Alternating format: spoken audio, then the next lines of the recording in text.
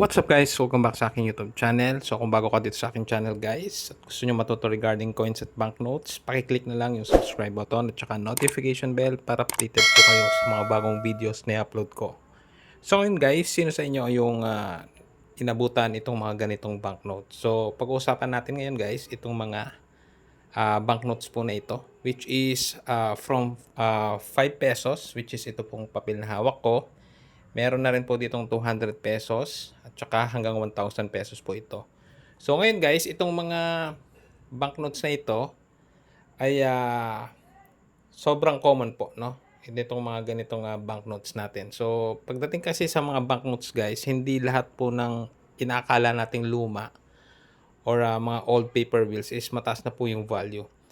Pagdating po sa mga ganito ay hindi po ganun yung usapan. So itong mga ganito guys ay magkakaroon lamang siya ng value kung mga uncirculated condition or mga ano guys, no, kumbaga crisp or uncirculated yung condition. Malutong pa po, walang lukot, walang stain, parang galing pong bangko. So at the same time guys, itong mga ganitong banknotes kasi binibenta ito mostly ng ano guys ng per set, no.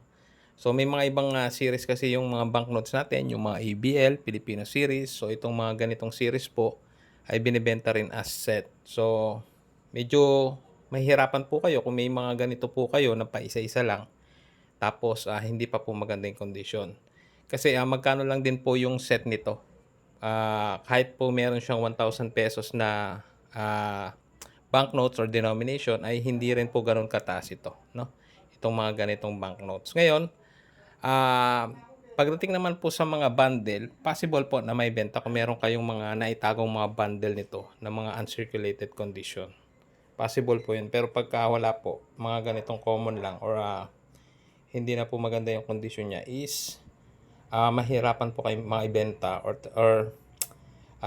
sa bandang huli guys, wala talagang bumibili or wala talagang bibili ng mga ganito. So yun kasi yung criteria guys pagdating sa mga ganitong banknotes, lalo na very common, no, itong mga ganito. Make sure po na uncirculated yan or selling as set or minsan per bundle po. Pero kung mga paisa-isa lang at medyo hindi na maganda yung condition, mahirapan po kayo.